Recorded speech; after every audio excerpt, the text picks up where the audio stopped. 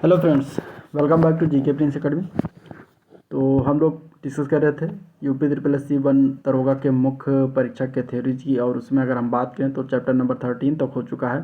ठीक है, आज का ये वीडियो जो होगा इसमें हम देखेंगे सिलेबस वाइज देख रहे थे तो 14 जो क्रम में दिया गया था वो वन भूमि का राजस्व अभिलेखों में नामांतरण, ये चीज़ें जो है सिलेबस में दिया गया। तो इसके बारे में जानेंगे। सबसे पहले हम थ्योरी की बात करेंगे इससे संबंधित, इसके बाद हम इससे संबंधित MCQ की बात करेंगे, यानी कि क्वेश्चन आंसर की बात करेंगे। तो वीडियो को अंत तक देखिएगा तभी इसका भरपूर फायदा एग्जाम में मिल पाएगा। और चलिए इस वीडियो को स्टार्ट करते हैं। इसका पिछला वाला वीडियो भी बहुत ही इंपॉर्टेंट है, ठीक है, शॉर्ट फॉर्म में वन लाइनर टाइप का आपके लिए जो है बहुत ही हेल्पफुल हो जाएगा। तो आप उसको ज़रूर देखिएगा। दरोगा का उसका प्लेलिस्ट भी बना दिया गया है।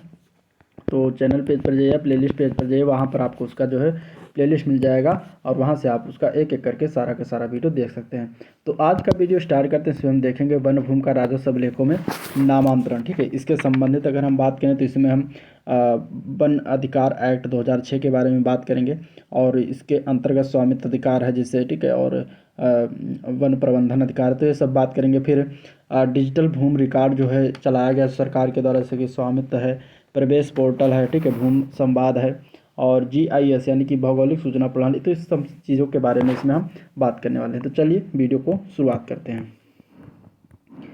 अब सबसे पहले अगर हम देखें तो भारतीय वन अधिनियम, सबसे पहले तो यही आप याद रखिएगा कि भारतीय वन अधिनियम 1927 में आया था, बना था, ये याद रखिएगा, ठीक है। और इसको यथा संशोधित उत्तर प्रदेश संशोधन 1965 के सुसंगत प्रावधानों के अंतर्गत सुरक्षित वन विषयक, यानी कि सुरक्षित वन उसका विषय रखा गया था। विज्ञप्ति निर्गत होने के उपरांत जो है उपभू विषयक पट्टेदार अथवा भूधारक यदि राजस्व अभिलेखों में विद्यमान प्रविष्टियों के आधार पर स्वत्व की मांग करता है तो उससे ऐसे स्वत्व का कोई अधिकार या फिर आधार प्राप्त नहीं है। और धारा 49 के चकबंदी अधिनियम के अंतर्गत भी ऐसी भूमि पर जो है वन विभाग के जो है अधिकारों का प्राण न्याय सिद्धांत प्रभावी नहीं होता। अनुसूचित जनजाति और अन्य विषयक अन्य पारंपरिक वन निवासी अधिनियम 2006 या वन अधिकार अधिनियम के अंतर्गत अधिकारों के रिकॉर्ड पर डिजिटल जानकारी को, यानी कि एक कानूनी दस्तावेज, यानी कि डिजिटल जानकारी किसको कहते हैं, तो एक कानूनी दस्तावेज जो भूमि और उसके मालिक के बारे में विवरण देता है उसको हम डिजिटल जानकारी कहते हैं। तो डिजिटल जानकारी को प्रवेश पोर्टल और केंद्रीय तथा राज्य सरकारों के विभागों के अन्य वेब, यानी कि भौगोलिक सूचना प्रणाली जिसको GIS कहते हैं, प्लेटफार्मों में एकीकृत किया जाएगा। और यह अधिकारों के निपटान और मालिकाना हक जारी करने की प्रक्रिया पूरी होने के बाद किया जाएगा।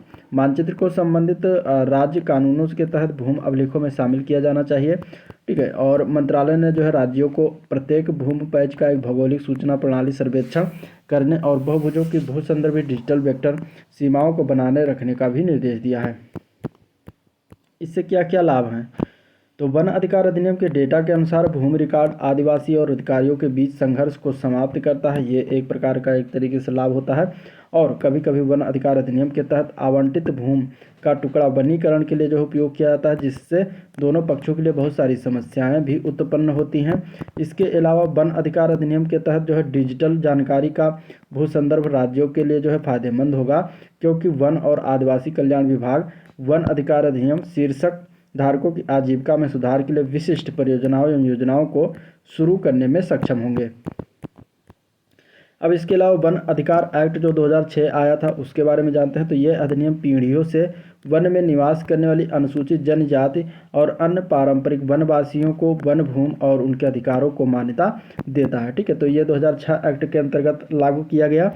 इसके अलावा इसके अंतर्गत और क्या चीज़ें थी, तो किसी भी ऐसे समुदाय या ऐसे सदस्य जो के द्वारा वन अधिकारों का दावा किया जा सकता है जो दिसंबर 2005 के 13वें दिन से पहले कम से कम 3 पीढ़ियों और अथवा 75 वर्ष से वन भूमि में वास्तविक आजीविका की जरूरतों हेतु निवास करता है।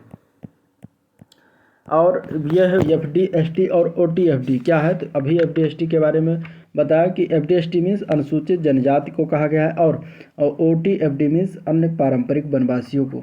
ठीक है, तो ये इनकी आजीविका तथा खाद्य सुरक्षा सुनिश्चित करते हुए वनों के संरक्षण की व्यवस्था को मजबूती है प्रदान करता है। और इसके अलावा ग्राम सभा को व्यक्तिगत वन अधिकार यानी कि IFR या सामुदायिक वन अधिकार यानी CFR या दोनों को, जो कि FD/ST और OT/FD को दिए जा सकते हैं, कि प्रकृति एवं सीमा निर्धारित करने हेतु प्रक्रिया शुरू करने का अधिकार देता है। इस अधिनियम के तहत 4 प्रकार के अधिकार हैं, उनको जान लीजिए।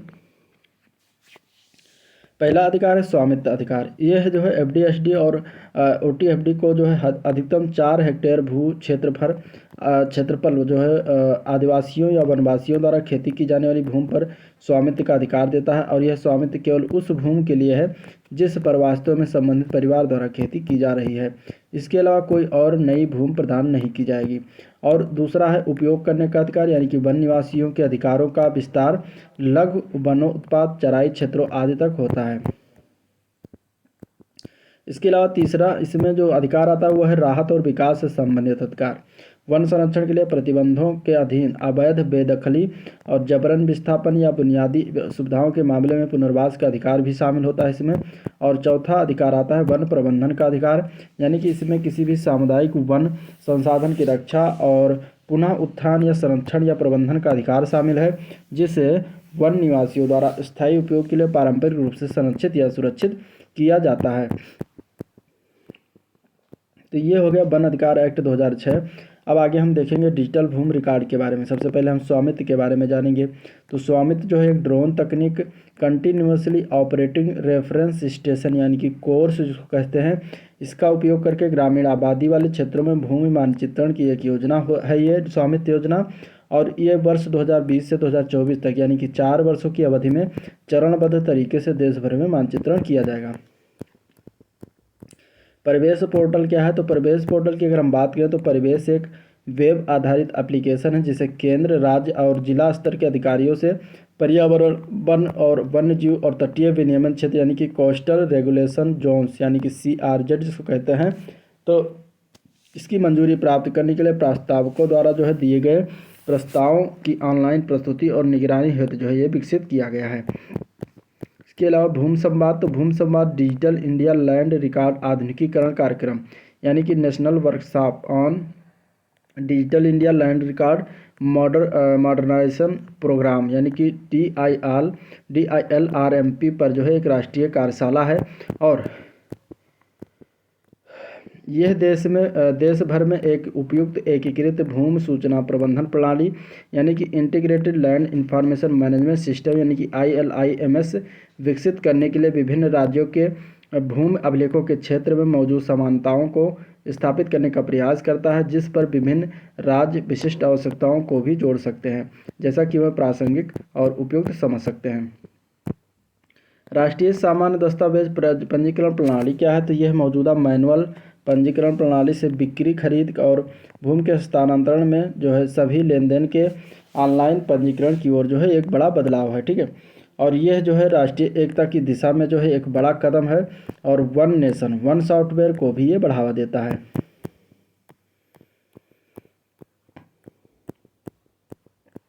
अगला है विशिष्ट भूखंड पहचान संख्या। तो विशिष्ट भूखंड पहचान संख्या यानी कि ULPIN को भूमि की आधार संख्या के रूप में वर्णित किया जाता है।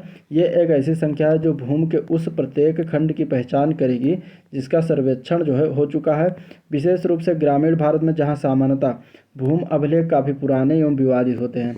इससे भूमि संबंधी धोखाधड़ी पर क्या होगी? रोक लगेगी। और अब आता है भौगोलिक सूचना प्रणाली क्या है यानी कि GIS का है। तो ये एक वेब आधारित भौगोलिक सूचना तंत्र में वेब व अन्य परिसंचालनों का जो है उपयोग कर स्थानिक जानकारी का अनुप्रयोग सूचनाओं को संसाधित एवं प्रसारित किया जाता है। यह उपयोगकर्ताओं के आंकड़े के एकत्रीकरण, विश्लेषण एवं परिणामों को अधिक से अधिक व्यक्तियों तक प्रसारित करने में मदद करता है तथा नीति निर्माताओं के लिए जो है ये उपयुक्त आंकड़ों को उपलब्ध कराने में मदद करता है। GIS एक ऐसी किसी भी जानकारी का उपयोग कर सकता है जिसमें स्थान शामिल है। स्थान को कई अलग अलग तरीकों से व्यक्त किया जाता है, जैसे कि अक्षांश और दशांतर, पता या फिर जिप कोड जिसको कह सकते हैं। GIS से लोगों से संबंधित आंकड़े जैसे कि जनसंख्या, आय या शिक्षा का स्तर आदि डेटा शामिल हो सकता है इसके अंतर्गत। और इसमें कारखानों, खेतों, स्कूलों, तूफानों और सड़कों और विद्युत लाइनों आदि के संबंध में जो है जानकारी भी शामिल हो सकती है। तो इस तरीके से इसमें कुछ ये पॉइंट टू पॉइंट थ्योरी थे जिसको हम लोगों ने देखा। अब इससे संबंधित कुछ क्वेश्चन हैं जिसको हम करने वाले हैं। तो पहला क्वेश्चन अगर हम इसमें लेते हैं तो दिया गया है कि निम्नलिखित कथनों पर विचार करिए। पहला है संकटपूर्ण वन्यजीव पर्यावास की परिभाषा वन अधिकार अधिनियम 2006 में समाविष्ट है। दूसरा है भारत में पहली बार बैगा जनजाति को पर्यावास का अधिकार दिया गया है। तीसरा है केंद्रीय पर्यावरण, वन और जलवायु मंत्रालय कि भारत सरकार के किसी भी भाग में विशेष रूप से कमजोर जनजातीय समूहों के लिए पर्यावास अधिकार पर जो है आधिकारिक रूप से निर्णय लेता है तथा इसकी घोषणा करता है। अब इनमें से बताना है कौन सा इन तीनों में सही है, कौन कौन सही है। तो अगर हम सही की बात करें तो पहला सही है, ठीक है। वन अधिकार अधिनियम 2006 में जो है संकटपूर्ण वन्यजीव पर्यावास की परिभाषा जो इसमें दिया गया है, और भारत में पहली बार बैगा जनजाति को पर्यावास का अधिकार भी दिया गया था, ये भी सही है। और तीसरा जो दिया गया है कि केंद्रीय पर्यावरण और वन जलवायु परिवर्तन मंत्रालय जो है भारत के किसी भी भाग में विशेष रूप से कमजोर जनजातीय समूह के लिए पर्यावास अधिकार आधिकारिक रूप से निर्णय लेता है तथा इसकी घोषणा करता है। तो ये चीज़ें गलत है, ये जो है इसके द्वारा नहीं किया। तो आपका ऑप्शन इसमें ए पार्ट हो जाएगा, केवल 1 व 2 सही है। नेक्स्ट क्वेश्चन है राष्ट्रीय स्तर पर अनुसूचित जातियों, ठीक है, राष्ट्रीय स्तर पर अनुसूचित जनजाति व अन्य पारंपरिक वन निवासी यानी वन अधिकारों की मान्यता अधिनियम 2006 के प्रभावी कार्यान्वयन को सुनिश्चित करने के लिए कौन सा मंत्रालय एक नोडल एजेंसी बनाया गया है। तो उस मंत्रालय का क्या नाम है। तो ये उस मंत्रालय का नाम है जनजातीय मामलों के मंत्रालय, ठीक है, जनजातीय मामलों के मंत्रालय के द्वारा कार्य किया जाता है। तो आपका ऑप्शन जो है डी पार्ट इसमें राइट हो जाएगा। नेक्स्ट क्वेश्चन है अनुसूचित जनजाति और अन्य पारंपरिक वनवासी एक्ट कब पारित हुआ। तो ये पारित हुआ था 2006 में, आंसर इसका बी ऑप्शन सही है। अगला प्रश्न है आदिवासियों और अधिकारियों के बीच संघर्ष को कौन समाप्त करता है। तो आदिवासी और अधिकारियों के बीच के संघर्ष को अगर हम बात करें तो भूमि रिकॉर्ड समाप्त करता है, आंसर इसका बी ए पार्ट सही हो जाएगा। क्योंकि भूमि रिकॉर्ड की अगर हम बात करें, जब भूमि रिकॉर्ड होता है तो उसमें जो संघर्ष, जो विवाद होता है आदिवासी और अधिकारियों के बीच, तो वो समाप्त हो जाता है, ठीक है। उससे कन्फर्म रहता है, क्लियर रहता है कि कितना भूमि किसके पास है। अगला प्रश्न है वन में निवास करने वाले अनुसूचित जनजातियों और अन्य पारंपरिक वनवासियों को वन भूमि पर उनके अधिकारों को किसके द्वारा मान्यता मिलती है। तो ये मिलता है वन अधिकार अधिनियम 2006 के द्वारा, राइट आंसर इसका बी पार्ट करेक्ट हो जाएगा। अगला प्रश्न कितने वर्षों तक वन भूमि पर वास्तविक आजीविका की जरूरतों हेतु निवास करने वाले को अधिकार प्राप्त होता है। तो टोटल ये मिलता है 75 वर्ष से ऊपर रहने वालों के लिए। तो आपका आंसर इसमें सी ऑप्शन सही है, ठीक है। तो ये था आज का ओवरऑल वीडियो जिसको हम लोगों ने देखा, डिस्कस किया। अगर वीडियो पसंद आया तो लाइक करिएगा, चैनल को सब्सक्राइब करना मत भूलिएगा। तो चलिए आज का वीडियो एंड करते हैं। अगला जो चैप्टर होगा उसका नाम है वन आपदाओं की चुनौतियां और रोकथाम, बहुत इंपॉर्टेंट चैप्टर, इससे क्वेश्चन बहुत ज़्यादा बनेंगे, तो उसको देखना मत भूलिएगा, ठीक है। आज का वीडियो एंड करते हैं, मिलते हैं नेक्स्ट वीडियो में, तब तक के लिए थैंक यू।